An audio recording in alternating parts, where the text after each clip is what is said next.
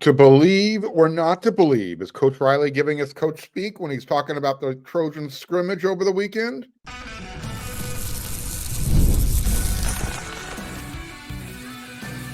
You are Locked On Trojans, your daily podcast on the USC Trojans, part of the Locked On Podcast Network, your team every day. Fight on, everyone. I'm your host, Mark Holkin, and thank you for making Locked On USC part of the Locked On Network, your first listen every day, whether you're watching the show on YouTube, wherever you're downloading your podcast. This show is always free, and the show always appreciates your support. Today's episode is brought to you by Game Time. Download the Game Time app, create an account, and use code LOCKEDONCollege for $20 off your first purchase. Terms apply. All right, Trojans, they held a scrimmage over the weekend. We were back at practice. Got to talk to Coach Riley. He gave us the lowdown, filled us in on everything that happened, most of what happened. So I'm going to go over the scrimmage takeaways, talk about the defense. That was the big takeaway that Riley wanted to emphasize. As you can see in the rundown, I'm going to give you a practice report from day 10 on Tuesday. And then when we get into the third segment of the show, just going to stay on the same tangent. We're going to talk about the defensive line, and they're big enough. But is that going to be enough? So stick around. Big show for you. Here we go. As I mentioned, USC held a scrimmage over the weekend, and that ended the fourth day in a row of the team being in pads. So when we saw them on Tuesday at practice, they were in shells. Again, they're coming off day off. Now they have basically giving the bodies an extra day to recover, a little bit more recuperation time. So at the end of USC's 10th practice fall camp, as I mentioned, we spoke with Coach Riley, and he wanted to talk about the scrimmage. And he was immediately, one of the first questions he was asked about, who stood out from the scrimmage. And it was almost like he knew the question was coming because he was ready. There wasn't any type of dramatic pause where he had to kind of collect his thoughts. It was, okay, I heard the question. The defense.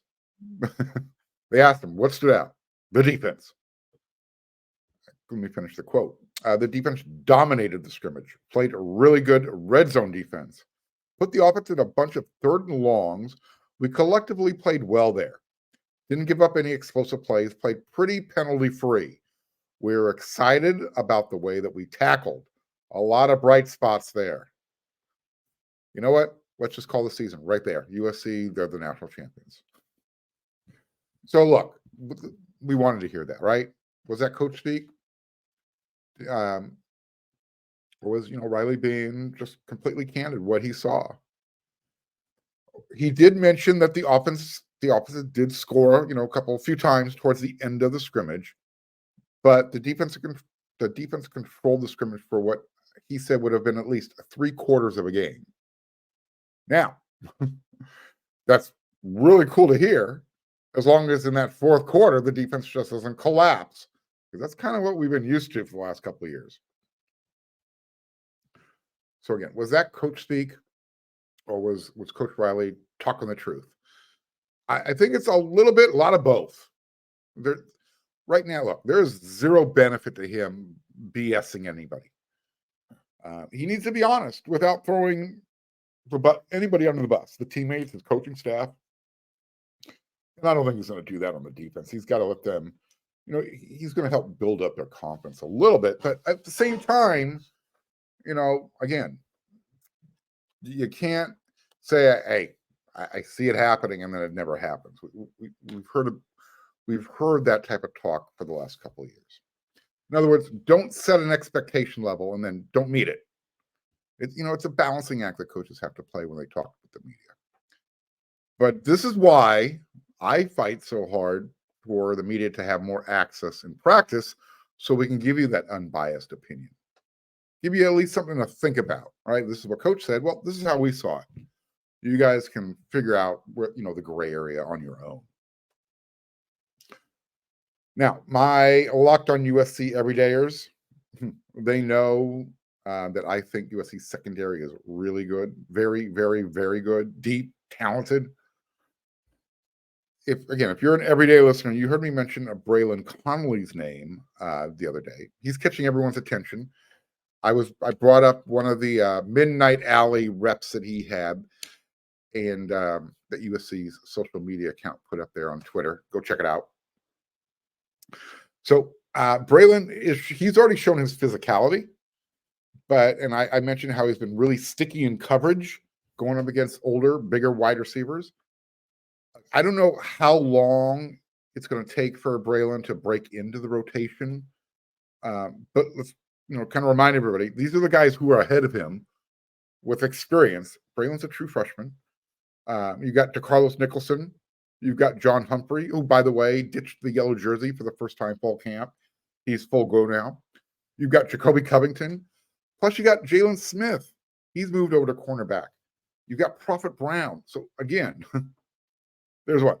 1, 2, 3, 4, 5. That's a lot of experience in front of you.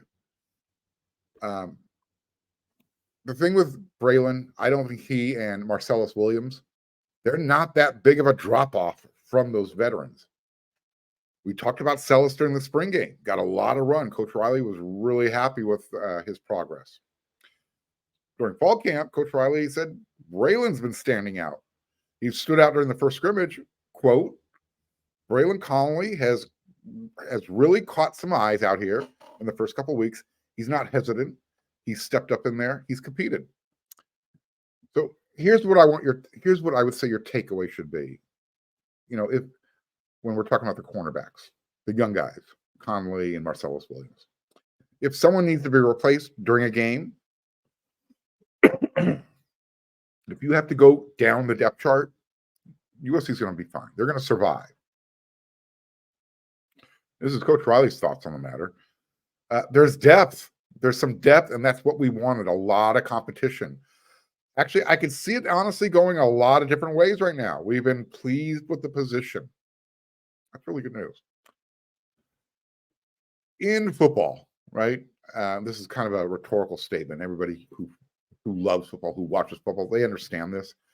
Nothing is going to make a defensive back's job easier than a dominant defensive line that can, get pressure on the opposing quarterbacks. So I wanted to know after practice how Coach Riley, how he feels about the defensive line, particularly the interior. Remember, after spring camp, he said that was going to be an area of concern, so to speak. They were going to put a major emphasis on the transfer portal, looking to bring in some help. Coach Riley said this: we've been really pleased with Gavin Meyer, with bringing him in. It's very apparent that he's going to have an opportunity to make a big impact for us, not just with the way he plays, but his attitude, the way he's joined the team culture-wise, locker room-wise. He fits exactly what we want.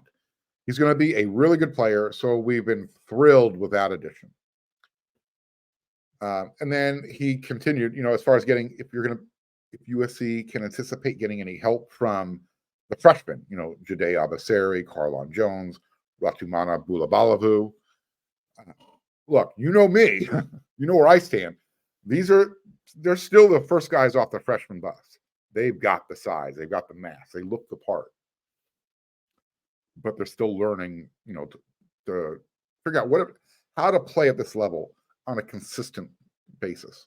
They have to bring it every play. They can't think, I did great that last play, I'll coast to the next play. That's the tendency that freshmen tend to have, maintaining that level of consistency. So this is what Coach said about their contribution as far as maybe easing the concern that he and the staff might have. It'll be kind of a second half of camp. Who can take that jump from a consistency standpoint? They all have the talent to be able to potentially contribute, but they're going to have to show more consistency to be able to trust them. Close the quote. So if you're looking for Coach Riley, to be direct, handed, call out his best defensive lineman, here you go. How do you like this? And we're talking about Bear Alexander. He's shown that he's got the ability to be an explosive player, but he's also been a player that has inconsistencies that have hurt us. And that's same with any player. whether it's effort all the time, whether it's being in the correct gap, playing blocks the way we want them to play them, aligning correctly, all those little things that make you step up from being a guy that flashes to a guy that I truly term a great player. A great player does the routine things correctly over and over and over. Their bad plays are not very bad, and then they're capable of having a really good play here and there. We need him to take more steps in that direction. I think he's got great intent to do it. This stretch for him is going to be a very, very important part of camp. I loved listening to Coach Riley call out Bear's effort because that's exactly what he just did. Look, Bear has all the necessary tools. He has the talent, and he has Coach Kenny and Coach Nua to get him across the finish line, to make him that high draft pick that he's striving to be. Bear, what Coach Riley is basically saying is don't waste anybody's time. Here's what I'm saying. Don't waste anybody's time like you wasted your spring. I want Bear Alexander to be a monster. And look, if he needs some tough love from the coach and a little nudge from the media, I'm here to help. I'll do my part. In the next segment, I'm going to tell you what I saw from day number 10 at practice. So here we go.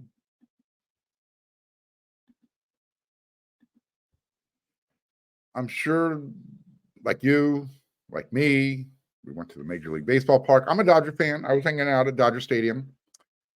That was before tickets got really expensive, before parking got even more expensive than a game ticket.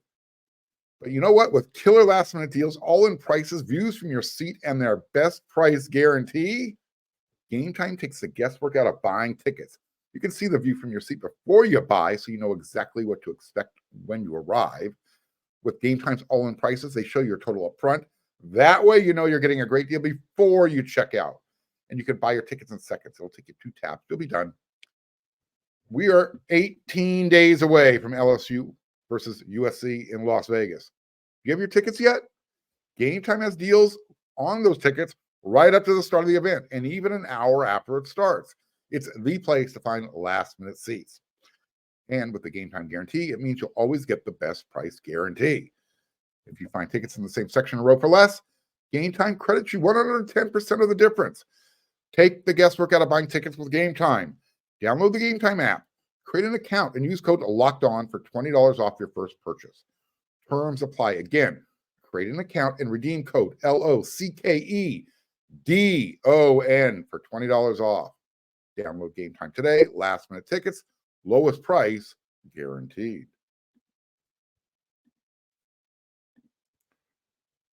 Thanks again. I love that you're making Locked On USC your first listen every day. When you're done making Locked On USC your first listen, your first watch, get on over there to the Locked On College Football podcast. Spencer McLaughlin, he's your host. He's going to get you ready for the season. He's going to get you updated with the conference realignment, the transfer portal, the NIL stuff that's going on, the new college football expanded playoffs, everything. Locked On College Football is available on YouTube and wherever you get your podcast. Part of the Locked On Podcast Network, your team every day. Coming out of the weekend, USC, they went 4 days straight with full pads, getting really physical out there. What I saw on Tuesday, after the team had their day off, media came back to practice, looks like the team came out of it pretty healthy. It's a great thing to hear, right? I'm not aware of any new injuries. By the way, Elijah Page, he was fine. He was fine. Coach Riley was absolutely correct. I saw someone sent me a picture. He was back out there over the weekend, and I saw him coming out there for practice day, moving fine. No noticeable limp, nothing like that. So in that last practice report that I was able to provide from Friday last week, Lincoln Riley, he gave us the injury update for a few of the players. He had mentioned Elijah Page. I just brought you up to speed on that. And then the other guys that people were concerned about, Braylon Shelby. Today, he's still on a day-to-day prognosis. But again, Lincoln Riley, he didn't seem very concerned after practice when he talked to us about it. I mentioned to you earlier in the show that John Humphrey, cornerback, transfer from UCLA. He's ditched that yellow no contact jersey, so he's ready to go. As far as what the team did, the refs were back at USC. They're on hand again. Not only were the refs on hand again, the NFL, I think they sent half of their teams with their scouts. Maybe not half, but I was able to rattle off. Let's see. I saw Dallas, Kansas City was there, Chicago, Pittsburgh, Baltimore, Green Bay. There were a couple others that I wasn't able to. I didn't notice the team logos, but big time presence. Also big time presence. The big conference, the big network, the Big Ten network. They were hanging out watching USC's practice. In fact, you can check it out on the Big Ten network. They're showing what they were allowed to show from USC's fall camp. So you had Yogi Roth was there. You had the coach Jerry DiNardo, Ashley Adamson. Looked like they sent the whole crew, to be honest with you. But again, that's all you really need to know about. Mekhi Lemon, again, he's got that Billy White Shoes Johnson look going. One day in practice so far, black shoes. Every other day, it's been some variation of the white shoes. I got to tell you, though, every time I see him, when we come into practice, the first thing the media notices is you got the return specialist, whether you're a punt returner or a kick returner. They're working with Coach Anthony Jones, Luke Heward, Ryan Doherty. And when I see Mekhi Lemon, again, first of all, he reminds me so much of Amon-Ra St. Brown. But his physique, his ability for explosive plays, you can see it. He puts a foot in the ground and he can go 0 to 60 like that. He's not one of those guys where he's got to work up. He's got power. He's got speed. He's going to be a big-time contributor this year. Well, it was funny. So not when I was watching those guys, some of them were taking kicks off of the jugs machine. The punters were actually using their real leg today. But when they were receiving the ball, one of the coaches, and I believe it was Coach Doherty, he had this really big, huge silver, air ball. It's like a big, giant dodgeball. And that's what he was doing. He was making the players right at the point where they were going to receive the ball from the air. They had to avoid somebody throwing something at their head. Giant dodgeball. So again, working on focus, that type of stuff. I mentioned in the first segment how, Coach Riley mentioned Bear Alexander specifically. When Bear was on his way to practice, ironically, and he doesn't speak very often, usually head down, grumpy face, business face, ready for action. Today, a little bit in a better mood. And he was walking out with one of the coaches. He said, quote, "Payback is a bitch," end quote. I wish I knew what that context was. I really do. Because between that and hearing what Coach Riley talked about after practice, I don't know, interesting. By the way, keep an eye on USC's roster being updated. I told you about this. They got a bunch of walk-ons they're going to be adding. They took a team picture yesterday, I believe, on Monday, the beginning of the week. And I found out the first name of the guy. His first name is Cash. And he's big. He's huge. Today, he didn't have his jersey on, but he was told to go back to the locker room and come back out with one of his knee braces. When you look at him, if you're old enough, you know the name Vince Wilfork. Well, Vince was a huge space eater in the NFL. He played ball in college. He played for the Miami Hurricanes. This guy could probably be an offspring of Vince Wilfork. He's a space eater. We'll see if he's going to be a contributor. But again, a lot of size on this roster, even the walk-ons. Coach Doug Belk, Taylor Mays, they're in charge of the secondary. They're over there on Brian Kennedy Field, their usual place that they do their drill stuff after the team breaks down from their skip and stretch conditioning session. Today, it was all about feet work. All right. They had that footwork, everything had to be precise. Coach Belk was making sure nobody was crossing over their feet. So if they were, like in press coverage with the wide receiver at the line of scrimmage, it's more of turn your hip, shuffle step, turn and burn. Do not cross over. It was very technical, very precise. As you know, the media, we're taken over to linebacker land. That's what I call it, because we're literally like within spitting distance. You can feel the sweat coming off these guys when they're hitting. Today, though, and if you give me a second here, let me show you this. I'm going to bring this up. Let's make this happen. Boom. How are we looking now? There we go. So I'm going to talk. You can see the offensive line. Yeah, I was pretty stoked. We were able to actually film the offensive line, see what they were doing today. So I was really impressed with that. So you're going to get 3 minutes of when I'm in linebacker land. So the offensive line, linebackers, and you can see the defensive line group over there in the background as well. So focus on the video while I keep talking. So Coach Josh Henson, he had his guys doing a lot of what I call on the move type stuff. Guards and tackles, doing a lot of pulling, working on their footwork, drive blocking, a lot 3-on-3 type of stuff. You really didn't notice any five-man alignments. But again, it's getting out of their blocks, driving, finding the guy in front of them, pushing, blocking, working on footwork. Again, mostly 3-on-3 type of stuff. There weren't really any giveaways in who the starting 5 are. But again, since we are out there filming, I'm sure someone might have caught it. I wouldn't take anything away from, that's going to be your starting combination. I did see one combination where you had Jonah, Emmanuel, you had Gino, you had Mason, and obviously you have Jonah at center, Elijah Page at left tackle, Prion left guard, Gino at right guard, Mason Murphy at right tackle.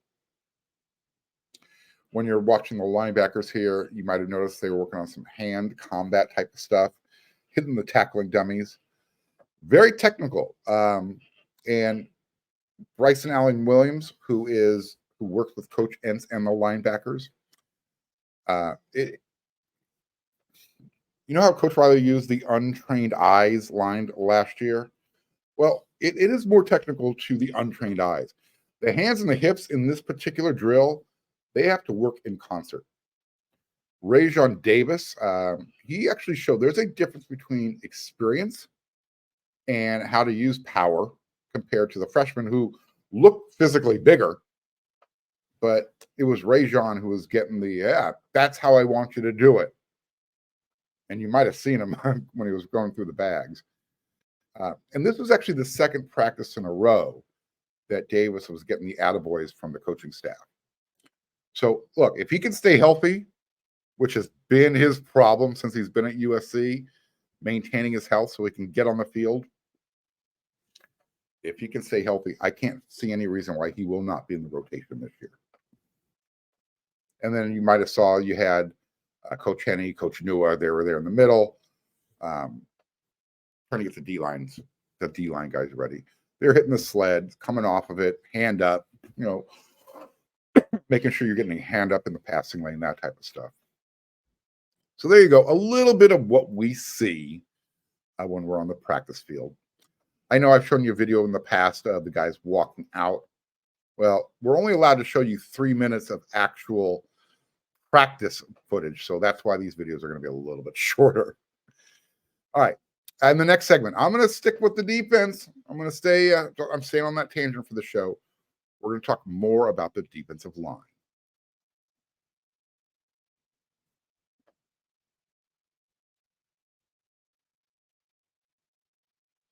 So I've talked about the offensive line and, where I think that's projecting, giving you my preliminary starting offensive line. Let's do that with the, I'm not going to give you a preliminary starter, but let's focus on the position group that has the biggest bullseye on their backs. I think everyone would agree. The defensive line, they are going to be the key to success this year. Period. End of story. There is enough size up front. That's not going to be the issue. Plenty of size. When you look at them, they pass the eyeball test. No doubt about it. If we're talking about the interior, you have 5 guys who are probably going to form the core group, right? They all are ranging anywhere from 290 to 310, 320 pounds, roughly within that range. So they've got the necessary size you're looking for. Those 5, you got Bear Alexander, Elijah Hughes, Nate Clifton, Gavin Meyer, and of course, Kobe Pepe, who's coming on like gangbusters. Coach Nua, one of the position coaches, he's happy. This is what he had to say. I like what we have right now. If you want a player's perspective on the defensive line, how well they're doing, getting the rest of the team ready, Easton Mascarenas-Arnold, the transfer linebacker from Oregon State. If you want him and the linebackers to staff, to stuff the stat sheets so they can fill their roles, this is what Easton said is going to happen. The entire D line so far, they made giant leaps.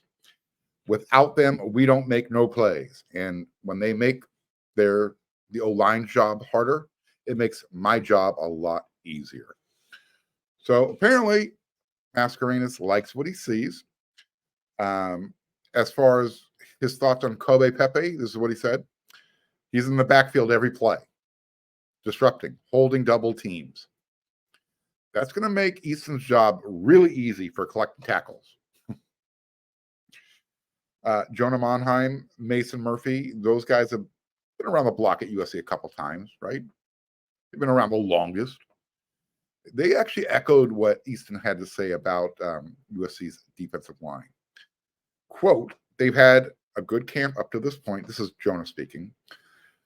They've been playing well. They've been playing hard. They've been playing tough. They've been playing physical. They've been getting after it, which makes us better, end quote. Mason Murphy, he kind of echoed that. Our D-line has been putting in the work this offseason, showing up for sure. They're going to get us ready for the Big Ten. Let me get this video off here. Let me put me back. There we go. All right. So get back to where I was talking about the defensive line here. Mason Murphy, Jonah Monheim, they're really happy with they're seeing. I talked about how Coach Riley was really blunt with his assessment of Bear. This is what Coach Nua had to say about Bear Alexander. They're actually on the same page. Bear's doing a much better job of focusing and applying the consistency of the discipline that's necessary for him to get to the next level. And experience helps. He was a sophomore last year, and now he's going into his junior year. He's someone we're really counting on to execute at a high level. All right. So again, it wasn't Coach Riley just throwing it out there. Coaching staff obviously talks. The buzzword around Bear, consistency. 100% effort every single time. That's what we should be focused on. Again, he's got the tools. We know he's good. Can he be good every single time he's on the field? That's what the coaching staff needs from him. As far as the defensive line, what about the edge guys, the speed guys? Is Anthony Lucas, is he going to be labeled as one of those he's got potential guys? Or is he going to be the guy? Right? When Mason Murphy was asked about Lucas, how he's coming along, he smiled. And he said, Ant's definitely a challenge to block. But I love it because he only makes me better. And then as far as Braylon Shelby, I told you earlier, he's a little nicked up. But, the staff knows he's ready to bust out in his second season. The dedication he put in during the offseason, adding 30 pounds. He was the first guy off the bus for me. If you missed that episode, go check it out. A lot of young guys on that list. As far as Coach Nua is concerned, he said he just has to trust himself. He trusts his ability to get the job done, is what he was trying to say. It's a matter of once Braylon trusts his own ability and trusts that he knows the playbook, it's all going to come together. He just has to get out there and do it. And then finally, on the younger players like Carlon Jones, it's good to have mass, and that's what he brings. He's a very intelligent young man, a little bit behind on the technique and all that stuff, but that's secondary to the mentality and the mindset that we're looking for. And he's bringing it every day. Very, very proud and encouraged with Carlon. So there it goes. It sounds like USC's defensive line is coming together, at least against USC's offensive line, right? We're going to find out how good they are, and they still got a couple more weeks to go, more time to improve. Then they're going to face LSU's offensive line. That's going to be the test. All right? That's it for this episode. It was very focused on the defense, but hey, I'll be back out at practice again tomorrow while you're watching this episode. Wednesday. Focus on the offense a little bit. Tell you what we hear. Maybe I'll have some recruiting news. There's stuff going on. I'll keep you updated. So until that next episode of Locked On USC, everyone, you know what to do.